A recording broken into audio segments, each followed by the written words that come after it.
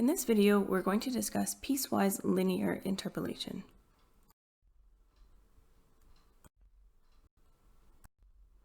So given a set of k data points, x1, y1, x2, y2, up to xk, yk, a piecewise linear spline can be defined by defining a straight line in between the 2 points in each interval. So the linear functions will pass through all of the data points and will be continuous at the data points and will be linear in between. So the k data points have k-1 intervals. The linear function for each interval is defined using 2 coefficients, a and b.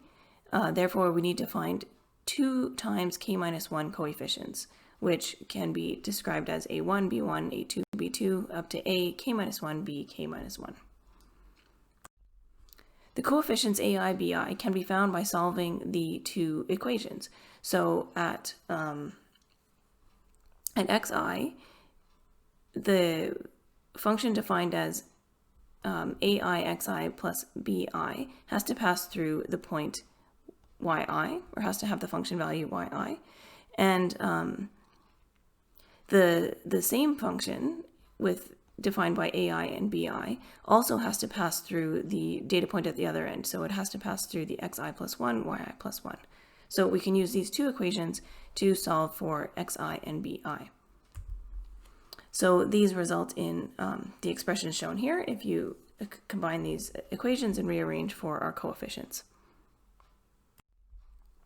So let's look at an example. We have 11 data points that we're generated from the Runge function, and we want to find the explicit representation of the linear spline interpolating function for these data points. So there are 11 data points, which means we have 10 intervals. For each interval I, a set of coefficients ai and bi are required for the linear interpolation. So for the first interval, the coefficients are given as shown here. So a1 is equal to y1 minus y2 divided by x1 minus x2, which we can plug in our values of our data points, and we see that a1 is equal to 0.1. Then we can find b1, which is y2 x1 minus y1 x2 divided by x1 minus x2. So plugging in our data points, we see that b1 is equal to 0.138. Similarly, we can do the same thing for the second interval. Here the coefficients are a2 and b2, so a2 is found as shown here by plugging in our data points, and we find that a2 is 0.21, and b2 we can find from this expression, and plugging in our data points we find that b2 is equal to 0.226. We can repeat this for all of the coefficients required, and we get the explicit equation as shown here. And again, so each of the